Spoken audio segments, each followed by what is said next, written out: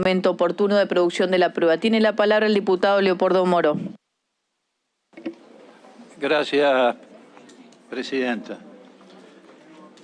Como aquí se ha mencionado en varias oportunidades, un supuesto manejo impropio del tema de los derechos humanos, quiero iniciar mi exposición rindiendo homenaje a una figura muy importante que estuvo entre todos nosotros. Discúlpeme, diputado Moro, le pido silencio en la sala, tanto a los diputados y diputadas, hagamos un esfuerzo, y a los asesores, porque si no, no se escucha bien al diputado que está en su intervención. Espere, que cambio de lugar. Le decía, presidenta, que como aquí se ha mencionado en varias oportunidades en las intervenciones que nos han precedido, que los derechos humanos fueron mal utilizados en la presentación de las denuncias que en su momento se han formulado contra los jueces de la Corte, en homenaje a quienes estuvieron aquí y a su trayectoria, quiero resaltar que uno de ellos es Mukler, que estuvo con nosotros, con todos nosotros, sentado donde está hoy la diputada Bregman. 48 horas después de esta sesión, o de esa sesión, falleció. Mukler era un hombre de 91 años, que muchos de ustedes, también de la oposición, por supuesto, lo conocen por su trayectoria en defensa de los derechos humanos.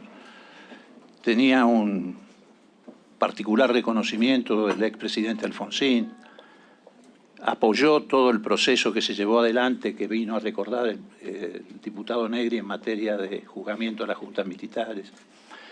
Y creo que es muy justo que empecemos esta exposición haciéndole un homenaje, porque él no vino ese día a manipular los derechos humanos, a los que le rindió toda la vida su esfuerzo, su convicción. Él vino simplemente a exponer una realidad.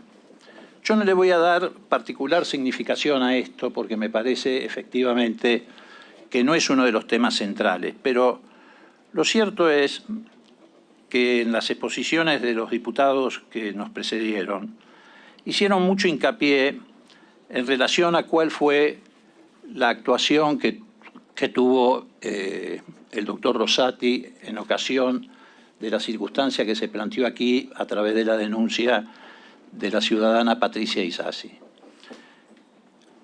Voy a hacer simplemente una mención a una noticia que publicó el diario El Litoral de Santa Fe, un diario que ustedes saben tiene una clara tendencia conservadora, que no lo descalifica por esa razón, pero que no puede ser sospechado de ninguna manera como un diario incluso que adhiere con entusiasmo a la causa de los derechos humanos. En octubre del 98, un artículo de ese diario decía: la municipalidad investiga el ingreso de Eduardo Ramos. Y dice: el Consejo Municipal requirió al Ejecutivo, estamos hablando de octubre del 98, o sea, en fecha bastante posterior a la que se supone que el diputado Negri se refería en relación a medidas que se habían adoptado, que aparentemente no se adoptaron, porque precisamente el Consejo Municipal requirió al Ejecutivo que actúe la Fiscalía e investigue administrativamente el ingreso del empleado Eduardo Ramos acusado de violación a los derechos humanos durante la dictadura militar, y teniendo en cuenta sus antecedentes de cesantía y exoneración de la policía de la provincia según decretos tal, tal y tal, en clara violación a lo que establece el propio estatuto para el personal municipal. La iniciativa, aprobada sobre tablas por todas las bancadas, recuerda que las denuncias formuladas y que han tomado estado público forman parte del expediente del juez español Baltasar Garzón sobre la denuncia formulada por Patricia Isasi, una santafesina que vivió su adolescencia en las cárceles del Proceso. Y tiene razón el diputado en el sentido de que esto en su momento no fue presentado como impugnación cuando se trató el pliego de Rosati. Pero ¿sabe quién presentó este proyecto en el Consejo Deliberante? ¿Quién lo impulsó? El bloque de la Unión Cívica Radical de Santa Fe. Cuando todavía muchos de nosotros, incluido el diputado, adheríamos a las concepciones progresistas del partido. y seguramente algunos de los firmantes el diputado los debe conocer porque militaban en la misma época en que militábamos nosotros, cuando todavía algunos de nosotros seguíamos creyendo fervorosamente en la causa de los derechos humanos, de la que después no renegamos en función de adaptarnos al seguimiento o al seguidismo de una fuerza de derecha.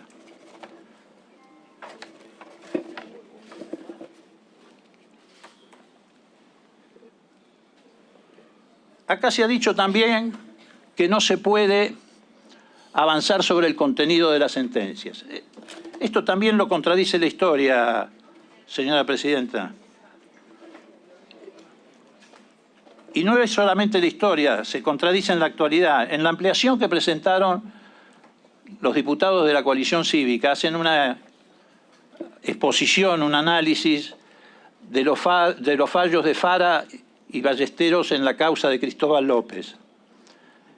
Y avanzan sobre el contenido de la sentencia de estos camaristas. Específicamente apuntan sobre la sentencia de estos camaristas que dice que pretendían favorecer a ese grupo empresario o a los que representaban ese grupo empresario y que estaban en la cárcel. También quiero decirle, señora presidenta, que en materia de contenido de denuncias o contenido de sentencias hay un precedente. El precedente es cuando se trató el caso de mal desempeño de Nazareno, Molineo Cónor, López, Vázquez, Boyano, y en un dictamen firmado por la doctora Elisa Carrió, en el orden del día 395 del año 2012, dice textualmente: la Cámara debe conocer, juzgar en las imputaciones a los ministros de la Corte y, en su caso, acusar ante el Senado a quienes hubieran cumplido mal su función. Y para ello, escuchen bien, para ello debe analizar sus sentencias, sus fundamentos y consecuencias. Y yo no estoy oponiéndome a este párrafo porque considero que no debe ser así, todo lo contrario. Respaldo este concepto, porque como dice un colega nuestro, un carpintero fabrica puertas, un herrero fabrica rejas. ¿Y por qué lo juzgamos? Por los resultados. Y los jueces producen sentencias. Y lo juzgamos por los resultados. ¿Y dónde lo juzgamos? Acá, en la Comisión de Juicio Político, porque es la instancia para hacerlo. En otros niveles, un juez de primera instancia tiene la revisión de una Cámara tiene la revisión de una Cámara de Casación y de la Corte. La Corte efectivamente no tiene una instancia de revisión, salvo la Comisión de Juicio Político de la Cámara de Diputados. Esa es la instancia de revisión de sentencias. Y por eso la doctora Carrió fundamentaba correctamente la necesidad de analizar sentencias, sobre todo cuando esas sentencias se usan como instrumento espurio. Porque además acá no podemos solamente estar hablando de la sentencia en términos abstractos. Estamos hablando además de las sentencias en términos concretos que han sido negociadas por el presidente de la Corte a través de su mano derecha con funcionarios del gobierno de la ciudad. Estamos hablando no solamente de una sentencia abstracta, estamos hablando de una sentencia negociada por un señor de apellido Robles. Ignoto que si lo sentáramos aquí ni siquiera lo reconoceríamos. Pero es que el que actuaba como intermediario, y no solamente en este caso como lo vamos a demostrar, sino en muchísimos otros más, para negociar sentencias. Entonces se puede efectivamente, como decía la doctora Carrió, avanzar sobre las sentencias y sobre todo se puede avanzar sobre sentencias que fueron negociadas a través de voceros que actúan en el despacho de al lado del presidente de la Corte. Y esto está corroborado, pero no solo por los chats, está corroborado por las consecuencias. Cumplieron al pie de la letra lo que en esa conversación les decía la mano derecha del presidente de la Corte. hace tal cosa, hace tal otra, y efectivamente la parte que tenía la ventaja de negociar las sentencias con el presidente de la Corte hizo lo que el vocero del presidente de la Corte les decía. El diputado López hacía referencia al riesgo que está sufriendo la democracia en América Latina y decía, esto puede debilitar el proceso democrático. No, todo lo contrario, presidente. ¿Cómo la aplicación de un artículo de la Constitución, como es el artículo 53, va a debilitar la democracia? Si creen que el artículo 53 debilita la democracia, propongan una reforma constitucional para suprimirlo. Yo creo que es exactamente lo contrario. Creo que el ejercicio de una facultad constitucional fortalece la democracia. Sobre todo si esa democracia es precisamente amenazada por un poder del Estado que pretende ponerse por encima de los otros poderes y se subroga a los otros poderes. Asume responsabilidades que no le son propias. Ese es el verdadero golpe de Estado. La democracia en la Argentina está condicionada, suspendida por la decisión de una Corte Suprema de Justicia que ha resuelto ponerse por encima de las facultades que le da por encima de las facultades que le da al Poder Ejecutivo y al Poder Legislativo esa propia Constitución. Además, no vengan a decirnos que ahora están descubriendo la debilidad de la democracia. Cuando nosotros les dijimos que debían condenar el golpe de Estado en Bolivia y ustedes se negaron, les estábamos diciendo que la democracia en América Latina estaba siendo debilitada. ¡Golpista! ¡Andaban armas! ¡Golpista!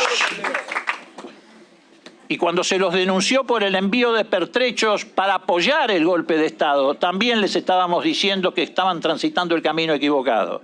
Tan equivocado que adhirieron al Grupo de Lima precisamente porque era el centro vital de los intentos de desestabilizar los gobiernos de América Latina.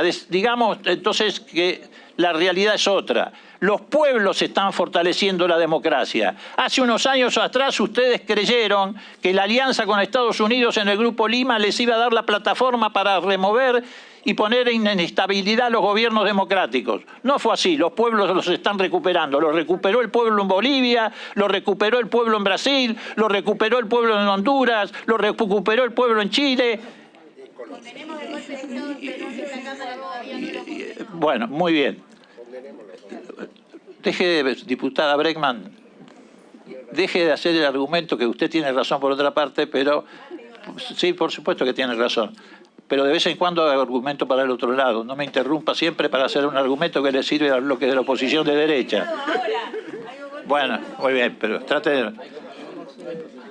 Entonces, digo, diputada, por favor, nos conocemos hace años, por favor, diputada. Entonces, digo, es un argumento falaz. Precisamente lo que nosotros queremos hacer es evitar que se use el instrumento de una Corte Suprema de Justicia que ha pretendido arrogarse facultades que no le son propias y pisotear al Poder Legislativo y Ejecutivo para que no se deteriore el proceso democrático. También se ha dicho acá que se han bastardeado los derechos humanos. Mire, presidente, traer a este juicio político la causa del 2x1 no es bastardear los derechos humanos. No es bastardear los derechos humanos. Es poner en el centro de la discusión el tema de los derechos humanos. Porque ese peligro no se ha disipado si esta Corte sigue actuando de la manera que está actuando. Además, ¿cómo llegaron? Aunque esto va a formar parte de la etapa de prueba, pero ¿cómo llegaron a esa sentencia? De la misma manera que llegaron a estas últimas sentencias respecto a coparticipación y Consejo de la Magistratura. Fueron tan inescrupulosos que también negociaron la sentencia del 2x1.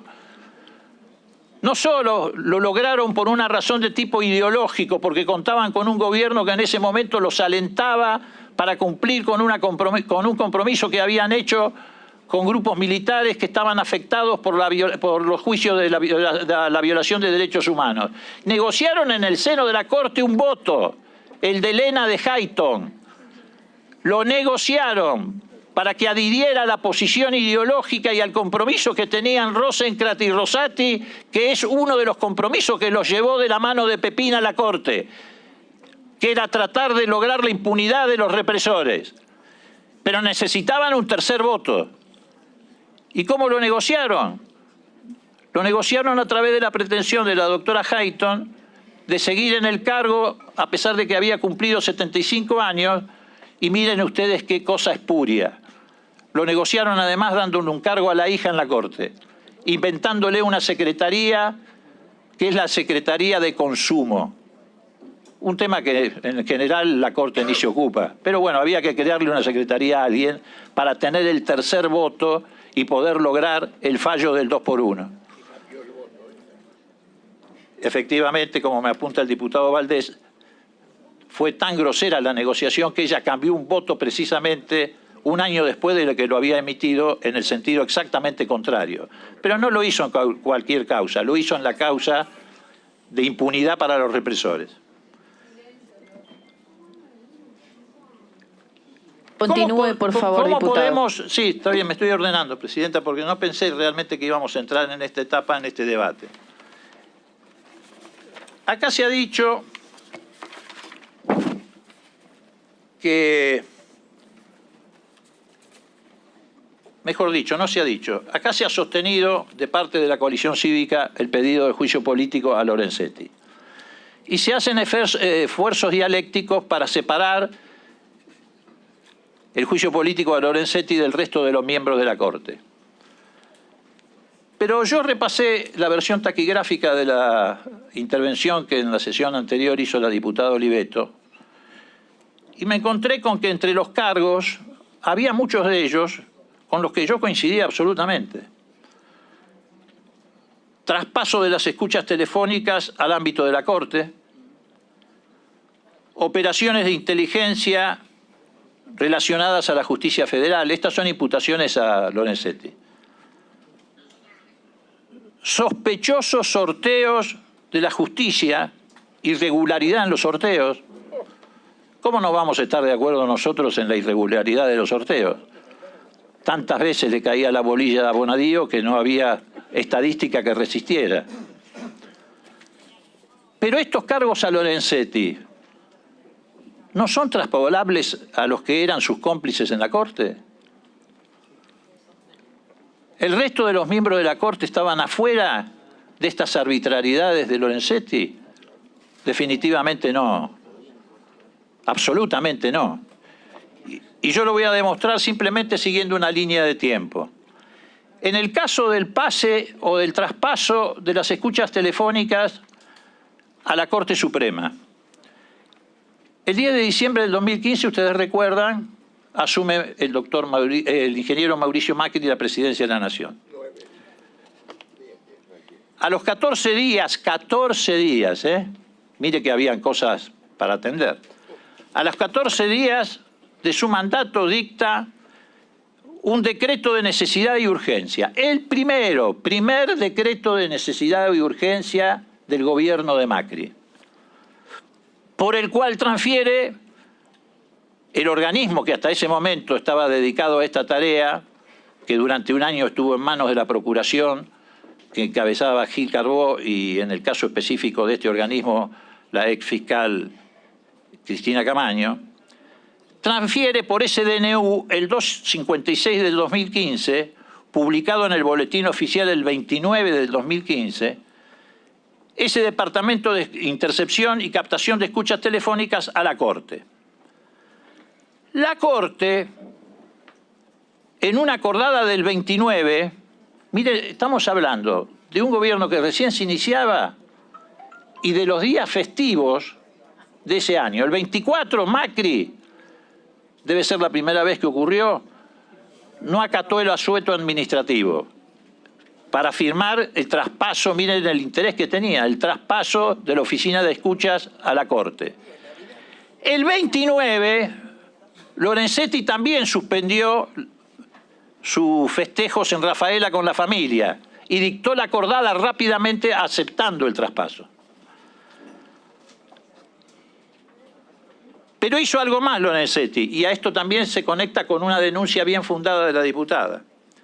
No solamente aceptó el traspaso de la oficina de escucha, sino que amplió las facultades y formó una verdadera oficina de investigaciones, que además de las escuchas incluía la creación, por ejemplo, de un cuerpo de peritos, aparte del cuerpo de peritos de la Corte. Dejó de lado el cuerpo de peritos de la Corte, inventó un propio cuerpo de peritos. Sigan las fechas, miren la velocidad con que iba ocurriendo todo esto. Ahora, ¿qué hacía Lorenzetti? ¿Firmaba sola firma? No. Todos estos eran acuerdos firmados por toda la Corte. Acordada 45 del 2015, del 29, cuando estábamos por empezar a festejar el fin de año. Acordada del 15 de febrero, todas acordadas de la Corte.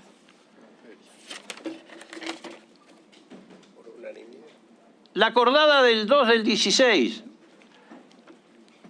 se designa a quien va a manejar la oficina. ¿Cómo se iba a designar? Por sorteo. Acá viene otra de las razones que yo acompaño de la petición de la coalición cívica, la irregularidad de los sorteos. Se iba a decidir por sorteo quién iba a manejar esta oficina a esta altura tan sensible, que no solamente manejaba ya las escuchas telefónicas, sino que había inventado toda una estructura donde entraron 300 personas, entre ellas, por supuesto, el hijo de Stornell y tantos otros más, que iban a ser los que estaban encargados de apoyar la actividad judicial. En realidad, todo esto era una engaña pichanca, porque lo que se estaba armando ahí era una oficina de persecución política, como quedó corroborado con el paso de los días. Pero no, iba a ser muy transparente, iba a haber un sorteo para decidir qué camarista se iba a hacer cargo. Pero ¿qué pasó? 48 horas antes del sorteo, en esta anticipación mágica que tiene el diario Clarín, el periodista Julio Blanc dice: esa oficina la va a presidir Martín Irurzun. Y se hizo el sorteo, ¿y saben quién salió sorteado? Martín Irurzun. Pero además se hizo un sorteo que no consta en ningún lado. Lo puso a dedo Lorenzetti. Clarigrilla. Lo puso a dedo Lorenzetti. ¿Y por qué lo puso a dedo Lorenzetti? Porque efectivamente tienen razón los diputados de la coalición cívica. Quería montar su propia oficina de persecución política. El problema es que no los iba a perseguir a ustedes, nos iba a perseguir a nosotros. Pero bueno, esa es otra cuestión. Y entonces puso al frente de esa oficina ¿a quién? A quien después firmó aquella resolución que se conoció tristemente como la doctrina Irurzun, que en realidad la intentó llevar adelante Lorenzetti en la Corte y como no encontró ámbito suficiente se la hizo escribir a Irurzun. Entonces, no podemos pretender que la responsabilidad es exclusivamente de Lorenzetti, es traspolable al resto de los miembros de la Corte de aquel momento. Y aquel momento abarca un momento muy largo, abarca hasta por lo menos el 2018 que Lorenzetti ejerció la presidencia de la Corte. Por eso nosotros los invitamos a que se sumen al resto de las imputaciones a los miembros de la Corte, traspolando lo que ustedes le imputan a Lorenzetti, porque muchas de estas decisiones fueron acordadas, firmadas por el resto de los miembros de la Corte.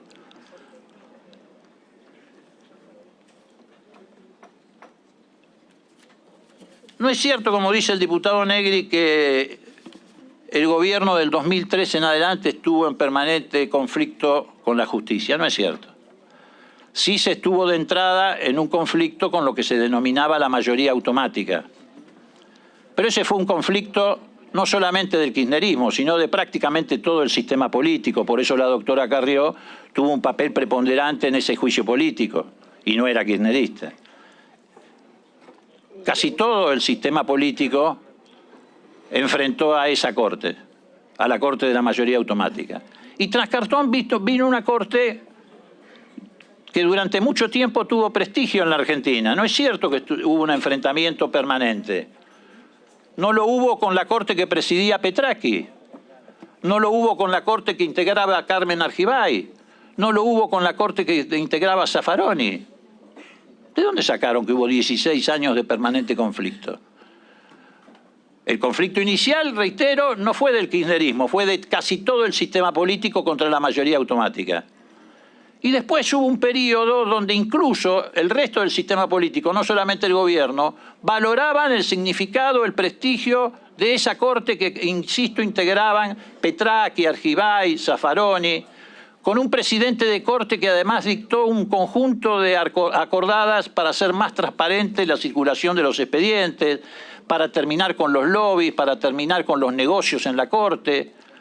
Por supuesto, todo eso efectivamente fue derrumbado cuando se inicia la gestión de la Corte con la presidencia de Lorenzetti y definitivamente derrumbado cuando la presidencia la asume Rosenkrantz y después lo continúa Rosati, cosa que después vamos a aprobar en la etapa que corresponda.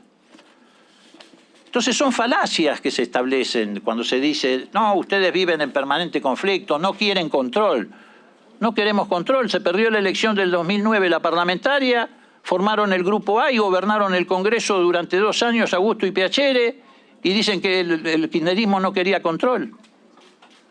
Lo que pasa es que hicieron un ejercicio irresponsable de esa oportunidad que se les brindaba, porque creyeron que tener mayoría en el Congreso significaba bloquear todas las iniciativas del Poder Ejecutivo, quedarse con todas las comisiones del Congreso. Por primera vez en la historia parlamentaria argentina no le reconocieron al oficialismo de ese entonces ni siquiera la titularidad de las comisiones estratégicas que normalmente se les reconocen.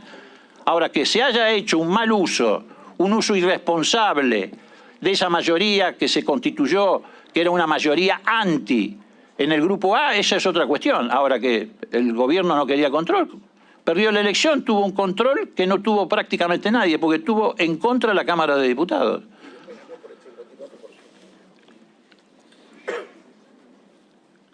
¿Por qué no se puede equiparar el juicio político de los miembros de la Corte con el juicio político del presidente, la vicepresidenta, los ministros, como quiso hacerlo el diputado Negri?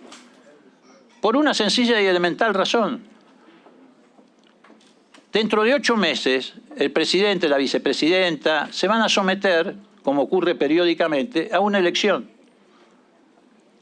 Ahí se va a juzgar, como se juzga en democracia, periódicamente, la mayor o menor eficiencia, eficacia, responsabilidad de los funcionarios políticos. La Corte no se va a someter a ninguna elección. Por eso la Corte la podemos someter, en la sabia redacción del artículo 53, a un juicio político. En el único lugar que se evalúa la actividad de la Corte es en el juicio político. No se evalúa en un proceso electoral como sí ocurre con el resto de los funcionarios políticos, como es el caso del presidente o la vicepresidenta. No es equiparable. Entonces estamos frente a otra falacia.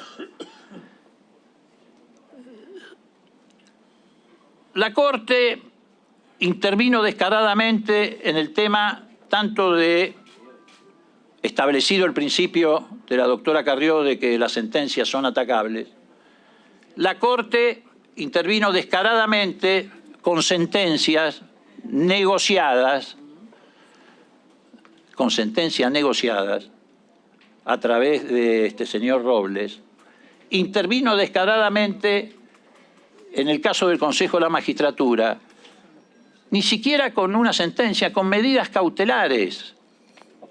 En el caso de tratar de acomodar los tantos en la Cámara de Senadores y en la Cámara de Diputados de acuerdo a su necesidad, porque habían tenido una elección sorpresa que era la del estamento de los abogados, donde no creyeron, Rosati no creyó que el oficialismo iba a sacar la minoría. Cuando hizo cuentas, rápidamente dictó una acordada para acomodar los tantos y ver si podía recuperar la mayoría que quiere tener en el Consejo de la Magistratura.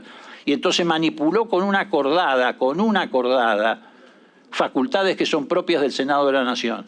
Y con otra acordada manipuló las facultades que son propias de la Cámara de Diputados. Pero en este caso ni siquiera las facultades.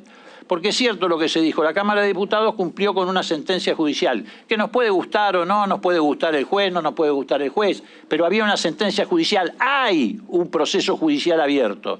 Y con una acordada, esta Corte interviene en un proceso judicial abierto. Eso ya, solo eso es causal de mal desempeño. ¿Cómo una acordada va a intervenir en un proceso judicial abierto? Por lo menos tiene que esperar que llegue a su conocimiento. Ni siquiera le pidieron un persaltum. Lo que pasa es que esta Corte se ha transformado en un cuarteto de fulleros que juegan al truco con la Constitución y encima se mienten entre ellos y cada tanto hacen el juego de la sillita y cambian mayoría y se sientan uno en una silla y otro en otra para armar esas mayorías circunstanciales. Pero son 4 fulleros. Los 4 son fulleros. No hay uno que se salve. Ahora, si lo queremos ver desde otro lugar, con un ojo tapado, porque nos conviene ser abogados defensores de alguno de los 4, porque de esa manera entonces preservamos un poder que por ahí no nos da la urna, ese es otro problema. Pero hay que reconocer que estamos actuando como abogados defensores de 4 fulleros. Por eso nosotros también acompañamos el juicio político a Lorenzetti, a pesar de que algunos creían que no iba a ocurrir. Hasta apostaban que no iba a ocurrir. Porque se ha llegado a un límite, señor presidente. Y el límite es que se quieren apropiar precisamente de la democracia y de la interpretación de la Constitución dolosamente. Y eso no lo podemos permitir. Pero no lo puede permitir no el Frente de Todos, no lo puede permitir la sociedad argentina, y menos a 40 años de ejercicio democrático. Parece mentira que hayamos llegado justo a los 40 años de ejercicio democrático y tengamos que lidiar con un grupo de 4 fulleros que se han apropiado del manejo de la Constitución, de su interpretación, se han subrogado facultades del Poder Legislativo y del Poder Ejecutivo. Y además tampoco es cierto, como dijo el diputado Negri, que esto no le importa a nadie. Probablemente no le importe a nadie, pero sí afecta a todos los argentinos. Porque cuando estos fulleros y los que viajan en aviones de lujo, a lugares de lujo pagados por empresas, dictan sentencias, sí afectan a la sociedad argentina. Y si no, vayamos a preguntarle a los que están pagando tarifas muy por encima de la inflación, de internet, de telefonía móvil o de cable. Justamente las empresas que los invitan a esos viajes. Miren qué casualidad, ¿no? Miren qué casualidad. Entonces puede ser que socialmente tenga razón el diputado diciendo que esto no es un tema que esté en la prioridad de la agenda de los argentinos. Pero sí está entre los primeros lugares en la agenda de los sectores que sufren las consecuencias de tener una Corte que está al servicio de estos grupos dominantes. También podríamos traspolar esto a lo que sucede con la medicina prepaga y con tantas otras cosas más. Nos ahorraremos todo eso para la etapa de las pruebas. Pero en esta instancia no queremos dejar como verdades reveladas o inconmovibles cosas que se han dicho aquí que son falacias.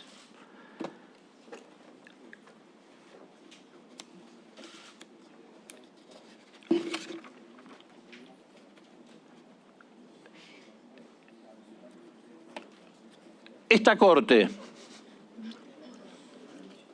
también es la Corte con un protagonismo importante de Lorenzetti, porque fue el autor material. Es la Corte con protagonismo de Lorenzetti, pero que con complicidad del resto de los miembros, ya que estamos hablando de maniobras para copar el Consejo de la Magistratura y calificamos como tal la decisión referida a lo que sucedió en el Senado. Lo que sucedió en el Senado es incomparable con lo que hizo esta Corte. Secuestraron un legislador en el baño para que no pudiera jurar, para poder destituir en ese breve lapso a un camarista. ¿Por qué? Porque no les gustaba la sentencia que ese camarista teóricamente iba a dictar. Lo secuestraron en el baño durante 2 o 3 horas para no hacerlo jurar. El senador País. exactamente.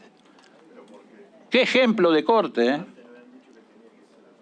Ese es un ejemplo mafioso. Lo secuestraron. Los miembros de la Corte, el presidente de la Corte, lo retuvo para que no pudiera jurar. Y en ese interín,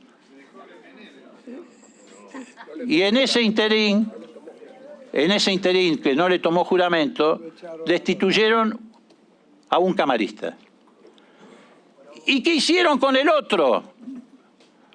Lo llamó Lorenzetti, mi estimada diputada, le agrego elementos, lo llamó Lorenzetti a su despacho, no, al despacho de él, a Ballesteros, y lo apretó en nombre del presidente Macri, cosa que ha denunciado Ballesteros y lo vamos a traer a esta comisión, lo apretó en nombre del presidente Macri. ¿Para qué? Para que no resolviera, no a favor de una empresa, para que no resolviera a favor de la libertad de una persona, para que no resolviera a favor de la libertad de una persona. Shh. Pero por favor, ¿para qué discuten si todos van a tener oportunidad de hablar?